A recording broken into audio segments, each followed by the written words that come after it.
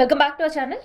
So Vijayamma రాసిన లేఖ ఇవాళ ప్రతి ఒక్కరు కూడా దానిపైన చర్చించుకోవాల్సిన పరిస్థితి. ఇప్పటి వరకు ఆస్తి పంపకాలు పూర్తయ్యాయి అనుకున్న సందర్భంలో ఆస్తుల విషయంలో, పంపకాల విషయంలో అన్యాయం జరిగింది అంటూ ఆ లేఖలు రాసింది. సో ఒకసారి మనం మాట్లాడదాం. ప్రజెంట్ మనతోటి స్టూడియోలో కేఎస్ ప్రసాద్ గారు ఉన్నారు. అంజేసి మాట్లాడు సార్. నమస్తే. నమస్తే అమ్మా. సో విజయమ్మ ఇప్పటి వరకు చాలా సైలెంట్గా కనిపించింది, కానీ ఆమె రాసిన లేఖ ఎలా చూడొచ్చు? వైలెంట్గా చూడాలి. నువ్వు సైలెంట్గా ఆవిడ చేయవలసిన పని చేస్తే వైలెంట్గా మనం కూడా సమానం చెప్పాలి. అమ్మ విజయమ్మ, నువ్వు మాకు నిజంగా తల్లి సమానరాలువి, దేవుళ్ళటి మనిషి రాజశేఖర రెడ్డి గారి భార్యవి, నీ మీద మాకు గౌరవం ఎప్పుడూ ఉంటుంది. రెండు చేతుల దండం పెట్టి చెప్తున్నా. నువ్వు మాడిన మాట చాలా సముచితమైన మాట. 2009 రాజశేఖర రెడ్డి గారు ఎలక్షన్ అఫిడవిట్ ఒకటి తీసుకుని దాని ప్రకారం ఆయన ఆస్తులు ఏంటో మాట్లాడతాం. 2009 ఆస్తుల చిట్టాలో జగన్మోహన్ రెడ్డి గారికి సండూరు పవర్ ప్లాంటో, లేదంటే సరస్వతి ప్రాజెక్ట్సో, తర్వాత సాక్షి లాంటి పేపర్, ఇది పేపర్ మనకు అవసరమా, నువ్వు ఎందుకు పెట్టినావు అని అడిగిన రాజశేఖర రెడ్డి గారి స్టేట్మెంట్ ఇవాళకి కూడా అందరి బుర్రలోనూ గింగిరాలు తిరుగుతుంది. భారతీయ సిమెంట్స్ విషయంలో కూడా అది కేటగారికల్గా నేను ఎప్పుడు కూడా రాజశేఖర రెడ్డి గారి ఎఫిడవిట్లో భారతీయ సిమెంట్కి సంబంధించింది ఆయన ఎఫిడవిట్లు నేను చూడలేదు. సండూరు పవర్ ప్రాజెక్ట్స్ కానీ ఇలాంటివి. ఇది నేను ఖచ్చితంగా జగన్మోహన్ రెడ్డి గారి ఎఫిడవిట్లు అయితే నేను చూశాను. తర్వాత ఇంకొక మాట, మీరు ఒక డెలిబరేషన్, ఇంకోటి షర్మిలమ్మ దగ్గర 214-234 కోట్లు నాకు జగన్మోహన్ రెడ్డి గారు అప్పు రూపంలో ఇచ్చారని ఎలక్షన్ ఎఫిడవిట్ షర్మిలమ్మది ఉంది కడప నియోజకవర్గంలో. సో ఇది క్రిస్టల్ క్లియర్గా డబ్బుల రూపంలో. ఎందుకంటే మీ బాధ వర్ణాతీతం. ఎందుకంటే ఇల్లరకం అల్లుళ్ళు, మీకు ఆడపిల్లలిద్దరికీ ఇల్లరకం అల్లుళ్ళు దాపరించారు. వాళ్ళు ఏడు చేస్తారో దేవుడికి కూడా తెలియదు, వాళ్ళ వ్యాపారాలు వాళ్ళకడును అంచేత చెప్పినట్టే చెప్తున్నారు. ఏంటి సార్ ఏంటమ్మా విజయమ్మ చెప్పినట్టే లేఖలో చెప్తున్నారు కదా, ఆస్తి పంపకాల విషయం ఆ దేవుడికి తెలియాలి, నా కొడుకుకి తెలియాలి అని. అందరూ దేవుడు రాజశేఖర రెడ్డి గారికే తెలుసు కాబట్టి ఆయన ఆస్తి ఇడుపులపాయలో ఉన్న 51 ఎకరాలు రాసి ఇచ్చాడు. రోడ్ నెంబర్ 2లో ఇక్కడ ఉన్న ఇల్లు కూడా ఆయన రాసి ఇచ్చేసాడు అమ్మకి.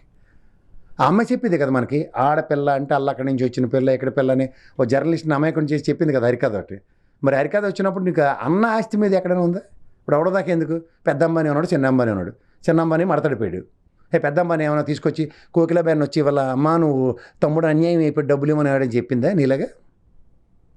అమ్మని సంపాదించిన ఆస్తులు ఏవైతే పంచమని 20 రోజున మాడింది ఆవిడ. ఇది ఇంత లాసుల్లో ఉన్నాడు కాబట్టి ఇవి కంపారిజన్స్. ప్రజలు ఇది రెండు కంపేర్ చేసుకుని మాట్లాడండి. ఇవాళ ఒక ఆడపిల్లని ఒక ఇల్లు దాటిన తర్వాత, ఆడపిల్లని ఒక ఐదు చేతిలో పెట్టిన తర్వాత జరిగిన పర్యవసానాలు. ఆస్తి 2009 నిజమే ఎలక్షన్ అఫిడవిట్ తీయండి రాజశేఖర రెడ్డి గారిది, దాని ప్రకారం పంచేరలేదంటే నేను దానికి కట్టుబడే ఉన్నా. అసలు ఎందుకు మళ్ళీ ఆస్తి పంపకాలు అనేది తెరపైకి తీసుకొని వచ్చారు? ఇది తెలుగుదేశం, లేదంటే విజయమ్మ గారే నిజంగా తెరపైకి తీసుకురావాలన్న ఆలోచనతో లేఖ రాశారా? అసలు లేఖ రాయాల్సిన అవసరం ఉందా? ఎందుకంటే ఇక్కడ చూస్తే కన్న బిడ్డ, అక్కడ చూస్తే కన్న కొడుకు.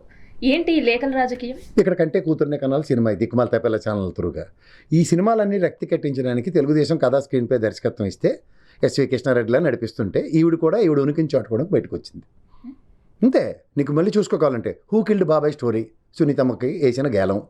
అండ్ నెక్స్ట్ ఇక్కడ తల్లికి చెల్లికి అన్యాయం చేసిన అన్న దగ్గర ఓ తల్లిగా మాడవలసిన మాటలేంటి? నిజమే వాళ్ళు ఇచ్చిన స్టేట్మెంట్ నేను ఖచ్చితంగా ఒప్పుకుంటాను.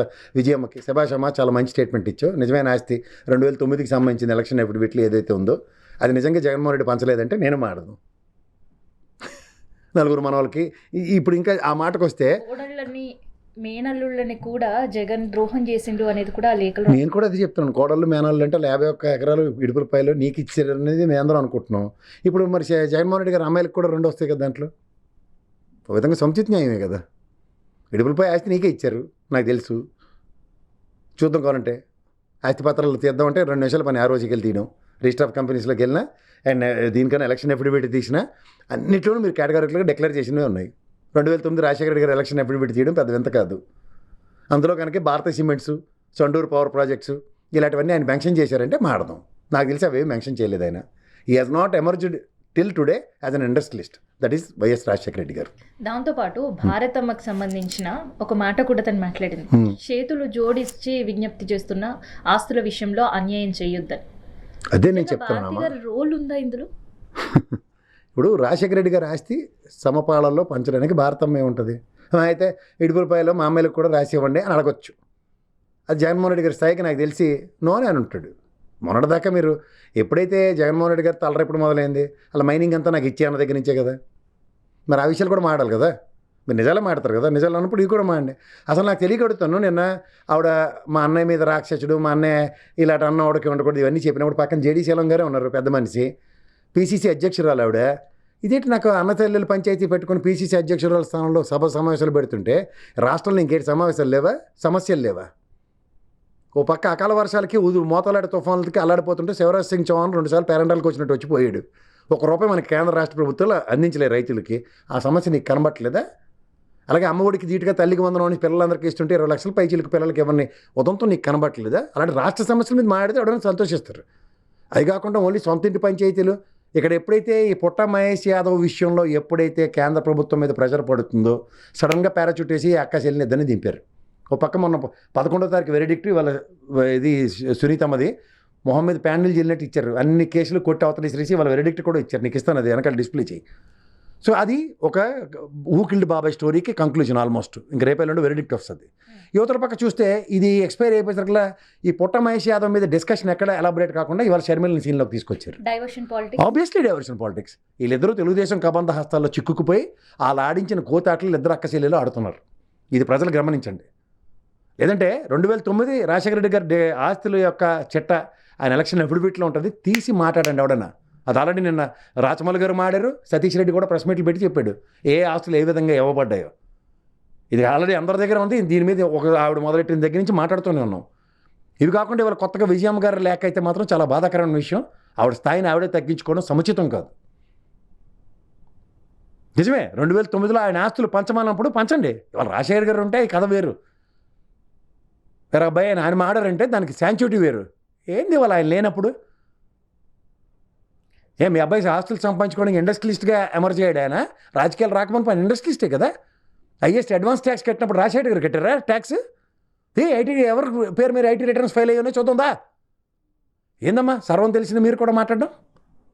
కొడుకు ఎదుగుదలకు కూర్చుకోలేని తల్లి నుంచి ఫస్ట్ టైం చూస్తున్నాం. ఇది ఎక్కడ దౌర్భాగ్యం? ఇప్పుడు నేను మిమ్మల్ని అడగబోయేది అది. అంటే ఒక రాజకీయాల్లో కుటుంబాలు నలిగిపోయే పరిస్థితి, బంధాలు మర్చిపోయే సిచ్యువేషన్స్ ఏపీ పాలిటిక్స్లో కళ్ళారా కనిపిస్తున్నాయి. ఇందులో వాస్తవం ఇక్కడ దౌర్భాగ్యం ఏంటంటే వేరే వాళ్ళ కబంధాస్తాలో చిక్కుని ఆలాడిస్తున్న కోతాట ఇల్లు ఆడుతుంటే ఇది చాలా అసహ్యకరంగా ఉంది. ఉంటాయి కుటుంబ పరంగా ఆస్తులు తగాదాలు ఇవన్నీ ఎవరు లేకుండా ఎవరు ఉండరు. ఇప్పుడు మా నాన్నగారు మరణాంతరం కూడా నేను కూడా మా తమ్ముడికి మా చెల్లికి అన్యాయం చేస్తే వాళ్ళు కూడా నా గురించి మాట్లాడతారు. అది దట్స్ వే ఆఫ్ ఇట్. ఇప్పుడు మా అమ్మ ఉంది కాబట్టి ఖచ్చితంగా అలా కాదురా, పెద్దవాడిగా చెప్తున్నాను, ఇది చెల్లికి ఇవ్వాల్సిందే లేదా వాడికి ఇవ్వాల్సిందే అని చెప్పినప్పుడు నేను వినాలి.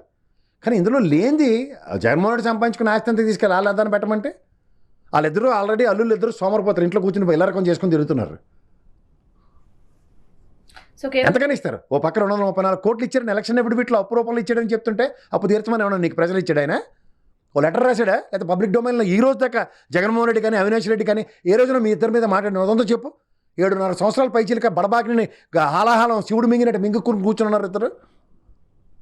ఇది ఎక్కడ దౌర్భాగ్యం నాకు అర్థం కాదు. అయితే ఇక్కడ ఈ లేఖలో ఇంకొకటి కూడా, అసత్యాలు ప్రచారం చెయ్యొద్దు అంటూ వైఎస్ షర్మిలతో పాటు విజయమ్మ ఈ లేఖలో రాసినప్పుడు ఇంకొకటి రాసింది. ఎవరిని? భారతమ్మని ఉద్దేశిస్తూ చేతులు జోడించి అడుగుతున్నాను, అసత్య ప్రచారాలు చేయొద్దు ఆస్తి పంపకాల విషయంలో అని. సో భారతమ్మ రోల్ ఏంటి ఇక్కడ? అదే చెప్తున్నాను. సినిమాలో లేని హీరోని తీసుకొచ్చి ఆ హీరో మీద మారితే ఏమవుతుంది?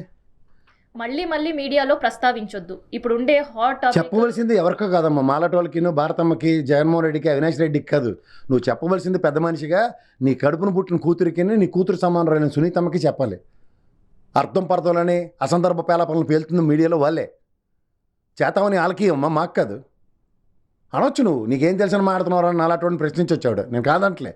కానీ ఎవరికైనా సరే ఆస్తులు అన్నవి ఎలక్షన్ ఎఫిడవిట్లో సుస్పష్టంగా రాజశేఖర రెడ్డి గారు ఆస్తులు ఇవి అని చెప్తారు. లేదు అంటే మీ చుట్టపోళ్ళు ఎవరైతే ఉన్నారో వాళ్ళ మేనత్తలు ఉన్నారో, జగన్మోహన్ రెడ్డి గారి మేనత్తలు, వాళ్ళు రాజశేఖర రెడ్డి గారు కడుపును పుట్టిన వాళ్ళే కదా, రాజశేఖర గారితో పుట్టిన రాజిరెడ్డి గారి సంతానాలే కదా. వాళ్ళు ఎవరైనా స్టేట్మెంట్లు ఏమన్నా నీతో పాటు కాంట్రడిక్షన్గా నీ ఆడపిల్లల పట్ల వాళ్ళ దగ్గర నుంచి ఎక్కడైనా ఒక పొరపాటును కానీ తొట్టుబాటు కానీ జగన్మోహన్ రెడ్డి గారికి వ్యతిరేకంగా ఒక స్టేట్మెంట్ చూపించండి. ఇది ఎక్కడ బాధ? అంటే 2 రోజులకు ఒకసారి వచ్చి అంటే తెలుగుదేశం ఏదైనా ఇష్యూ రాగానే టక్కని వీళ్ళు పారాచూట్లు వేసుకుని దిగుతున్నారు అక్కచెల్లెలు ఇద్దరు. ఆ విషయం ఆలోచించుకోలేటమ్మా విజయమ్మ, మీరు తెలియట్లేదా? టీవీ చూడండి 2 రోజుల పాటు. ఇష్యూ ఏదైనా రాగానే మీ ఇద్దరు కూతుర్లు వస్తున్నారు బయటికి. దీని మీద మాకు దిక్కుమాల చర్చ. సో డైవర్షన్ పాలిటిక్స్కి ఇంకొక మచ్చుతోనకిది. సో నిన్న గద్దర్ అవార్డ్స్ కార్యక్రమం జరిగింది. సో అందులో చిరంజీవి గారు మాట్లాడిన మాటలు, సో పక్క రాష్ట్రంలో సినిమాకి సంబంధించిన ప్రోత్సాహం లేదు అని. ఇప్పుడు ఉంది గవర్నమెంట్ తెలుగుదేశమే కదా. గతంలో వీళ్ళందరూ మూటమూలు సర్దుకొని ఏరోప్లేన్లు వెళ్తే చేయవలసిన పని చేసి ఇచ్చాడు కదా జగన్మోహన్ రెడ్డి. బాలకృష్ణ గారు వెళ్ళకపోయినా సరే ఆయన సినిమాకి వెసులుబాట్లు ఇవ్వాల్సినవన్నీ ఇచ్చారు కదా. పక్క రాష్ట్రంలో అంటే మీ తమ్ముడే కదా మా డిప్యూటీ సీఎం, మేము ముఖ్యమంత్రి గారికి చెప్పడం ఎంతసేపు ఆయనకి. ఆయన సినిమాలకి అయితే గోపెట్ల సబ్సిడీలు అని తీసుకున్నాడు కదా. ఇక్కడ ఫస్ట్ థింగ్ ఏంటంటే సినీ ఫోటోగ్రఫీ మినిస్టర్ కోమటిరెడ్డి ఎక్కడ ఉన్నాడో ఎత్తికి కనబడ్డా. గద్దర్ గారు ప్రస్థానం అవడం మాట్లాడారా? గద్దర్ కుటుంబంకి ఏమైనా సముచిత స్థానం వచ్చిందా? గద్దర్ అవార్డులు గద్దర్లో తన్ను కలిపిన ఆంధ్రులు అన్న కోణంలో ఎందుకు ఆలోచించట్లే? ఆఖరికి ఈ అవార్డు నా జీవితంలో ఇంత గొప్ప అవార్డు నేను అందుకోలేదు, ఇదే ఫస్ట్ టైం అని మాట్లాడినాడు కూడా గద్దర్ పేరు స్మరించుకోకపోతే ఏం చెప్పాలి? గద్దర్ గారు పాట ఒకటేనే ఉందా? ఇదెక్కడ దౌర్భాగ్యమా? మనం ఇవాళ తెలంగాణ సాధనలో గద్దర్ గారి పాత్ర ఆనాటి నుంచి ఈ రోజు దాకా గద్దర్కి ఇచ్చిన సముచిత స్థానం గద్దర్ అవార్డులో ఇవాళ ఆ మానవుడి పేరు మీద వచ్చిన అవార్డు నేను తీసుకోవడంలో గర్వకారణంగా ఉందని ఏ ఒక్కడైనా మాట్లాడలేమని చూశాను నేను. ఇది దౌర్భాగ్యం. అలా పక్క రాష్ట్రం కూడా ఏటి ఇవ్వలేదు. ఈ ఏడుపులు పెడపప్పులు మాకెందుకు? అక్కడికి వెళ్ళి సమాధానాలు చెప్పుకోండి. వాళ్ళకి వెళ్ళి ఎచ్చకొంగబులు చెప్తారు కదా అక్కడ పోయి. అంటే చిరంజీవి నోటి నుంచి మాట్లాడిన మాటలు పొలిటికల్గా చూడొచ్చా, లేదంటే ఇండైరెక్ట్గా పవన్ కళ్యాణ్ ఉద్దేశం? నాకైతే విజయమ్మ గారికి చిరంజీవికి పెద్ద తేడా ఏం కనబడలేదు. అంతే కదా. విజయమ్మ గారు చూడు, హలో లక్ష్మణ అనే కొడుకు మీద పడి ఏడుస్తుంది. అక్కడ తమ్ముడు కూడా ఏడిచి ఎరగట్లేదని ఏడుస్తుంటే ఏమని చెప్పాలి? నీకు అర్థమవుతుంది లాజిక్? ఇప్పుడు సినీ పరిశ్రమకి ఏమీ చేయట్లేదన్న స్టేట్మెంటే కదా చిరంజీవి గారిది ఆంధ్రప్రదేశ్ ప్రభుత్వం నుంచి. ఉన్నదోడు వాళ్ళ తమ్ముడే కదా. మళ్ళీ మనం ఉత్తరించడానికి సినిమాలు కూడా చేస్తుండే కదా ఆయన. సినిమాలు చేస్తూ సినీ రంగానికి ఏం చేయాలో తెలియదు. ఆ పైపొచ్చు జనసేన పార్టీకి సంబంధించిన ఆయనకే కదా సినీ ఫోటోగ్రఫీ మినిస్ట్రీ ఉంది.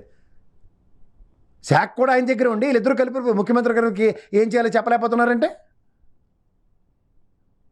ఆశ్చర్యకరంగా లేదు?